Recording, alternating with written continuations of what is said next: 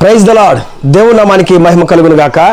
మన రక్షకుడు ప్రభువైన యేసుక్రీస్తు నామములో మీ అందరికీ నా ప్రత్యేకమైన వందనాలు. అందరూ ఎలా ఉన్నారు? బాగున్నారా? దేవుని యొక్క మహాకృపను బట్టి నేను నా కుటుంబం చాలా బాగున్నాం. అనుదిన మన్నా అనేటువంటి యొక్క ఆధ్యాత్మిక కార్యక్రమమునకు మిమ్మల్ని ప్రేమతో ఆహ్వానిస్తున్నాను. ఈ కార్యక్రమం ద్వారా, ఈ వాక్యాల ద్వారా మీరు ఎంతగానో బలపరచబడుతున్నారని నేను నమ్ముచున్నాను.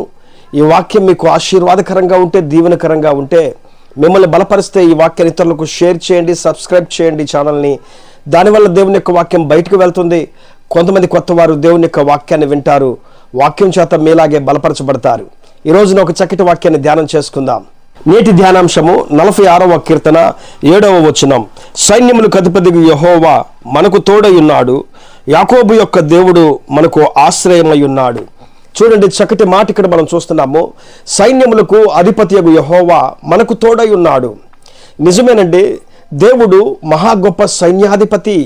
ఆయనకున్నటువంటి సైన్యాలు చాలా గొప్పవి, చాలా లెక్కలేనన్ని మహా గొప్ప సైన్యములు ఆయనకున్నవి.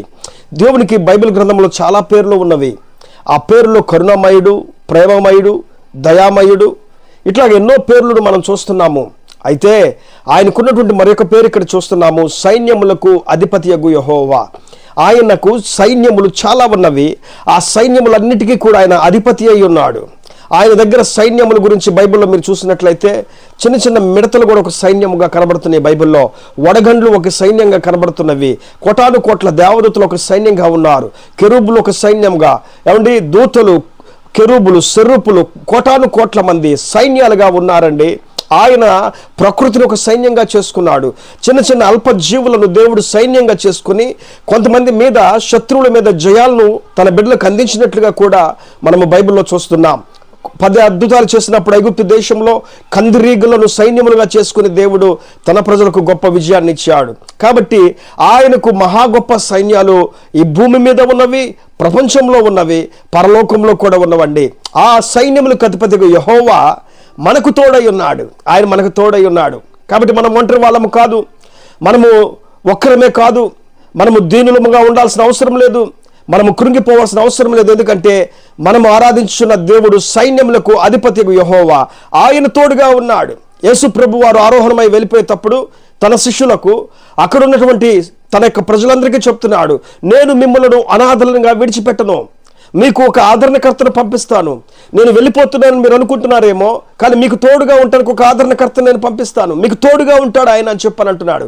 పరిశుద్ధాత్మ దేవుడు మీకు తోడుగా ఉంటాడు, అన్నిటినీ కూడా మీకు నేర్పిస్తాడు, మీకు బోధిస్తాడు, మిమ్మల్ని నడిపిస్తాడు అని చెప్పని యేసయ్య చెప్తున్నట్లుగా ఆయన మనల్ని విడిచిపెట్టేవాడు కాదు. ఆయన మనల్ని ఒంటరి వారినిగా చేసి వెళ్ళిపోయేవాడు కాదు. ఆయన మనల్ని పట్టించుకోకుండా తిరిగేవాడు కాదు. మన కుటుంబీకులైన మనల్ని విడిచిపెడతారేమో, మన బంధువులైన మనల్ని విడిచిపెడతారేమో, మనకు కావలసిన వాళ్ళని మనల్ని విడిచిపెడతారేమో, కానీ మనల్ని ప్రేమించేటువంటి దేవుడు ఎన్నడూ మనల్ని విడవక, ఎడబాయక మనకు తోడై ఉండి మనల్ని నడిపించేటువంటి వాడు. ఇంకా అక్కడ చదువుకున్నాము, యాకోబు యొక్క దేవుడే మనకు ఆశ్రయము. నిజమేనండి, యాకోబు అనగా ఇశ్రాయేలు అని అర్థము.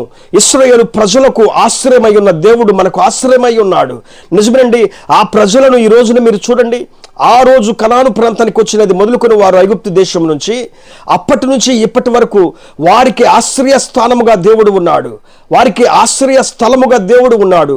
వారి మీదకి ఎటువంటి శత్రువులు వచ్చినా, ఎలాంటి ఇబ్బందులు వచ్చినా, ఎలాంటి పరిస్థితులు వచ్చినా వారిని అడుగడుగున దేవుడు కాపాడుకుంటూ తోడుగా ఉండి నడిపిస్తున్నాడు. ఆశ్రయంగా ఉన్నాడు దేవుడు. ఇప్పటి వరకు కూడా మీరు చూసినట్లయితే ఆ ప్రజలని ఆయనే వారికి ఆశ్రయంగా ఉన్నాడు. ఎంతో పెద్ద బాంబు దాడులైనా, ఎన్నో పెద్ద ఇబ్బందులైనా, ఎన్నో పెద్ద కొట్లాట్లైనా, ఏమంటే ఎన్నో పెద్ద భయంకరమైనటువంటి చంపుకునేటువంటి పరిస్థితులైనా కూడా దేవుడు చూడండి తన ప్రజలకు ఒక్క దెబ్బ తగలకుండా, ఒక్క బాంబు దాడి తగలకుండా ఆయన గాలిలోనే ఆపేస్తా ఆయన కాపాడుతూ ఉన్నాడంటే యాకోబు యొక్క దేవుడు ఎంత ఆశ్రయ స్థానముగా ఉన్నాడో, ఆశ్రయపురంగా ఉన్నాడో చూడండి. ఆయన తోడుగా ఉండేటువంటి దేవుడు. ఈ రోజున ఆ దేవుడు మనకు తోడుగా ఉండగా భయపడాల్సిన అవసరంలా, నీ సమస్యలను చూసి, నీ శ్రమలను చూసి, నీ నిందలను చూసి, నీ ఒంటరి జీవితాన్ని చూసి, నీ బానిస బ్రతుకును చూసి, నీ కుటుంబ పరిస్థితిని చూసి, నీ చాలని సంపాదన చూసి నువ్వు బాధపడాల్సిన అవసరంలా. ఎందుకంటే ఆ దేవుడు మనకు తోడుగా ఉన్నాడు. సైన్యములకు అధిపతిగా దేవుడు, యాకోబు యొక్క దేవుడు ఆశ్రయముగా ఆయన మనకు తోడుగా ఉండి నడిపిస్తుండగా మనము ఒంటరి వాళ్ళము కాదు. ఆ సైన్యములకు అధిపతిగా దేవుడు నీకు తోడుగా ఉండునుగాక. సైన్యములకు అధిపతిగా యెహోవా నీ కుటుంబానికి తోడుగా ఉండునుగాక. ఆ సైన్యములకు అధిపతిగా యాకోబు యొక్క దేవుడు నీ యొక్క ప్రతి సహాయాన్ని నీకు అందించి తోడుగా ఉండి నడిపించును గాక. ఆమేన్. ప్రేమ కలిగిన తండ్రి, గొప్ప దేవుడు యేసయ్యా, ఈ వాక్యం ఎంతమంది అయితే చదివి విని ఉన్నారో వారి జీవితాలు అద్భుతాలు జరిగించి నీ కృపాక్షేమాలతో నింపి వర్ధిల్ల చేయండి అయ్యా. ప్రతి అక్కర్లను అవసరాలు తీర్చండి నాయన. వీరికి కావాల్సిన సహాయాన్ని సమృద్ధినివ్వండి అయా. ఎవరు తోడు ఉన్నా లేకపోయినా నీవు మాకు తోడుగా ఉండే దేవుడవు. నువ్వు సైన్యములకు అధిపతియగు యెహోవావి అయా. నీ తోడు మాకుండగా మేము ఒంటరి వాళ్ళము కాదు అయా. మేము తక్కువ వారము కాదు, చిన్నవారము కాదు.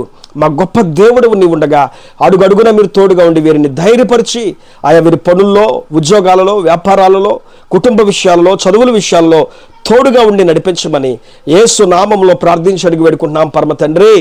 ఆమేన్, ఆమేన్.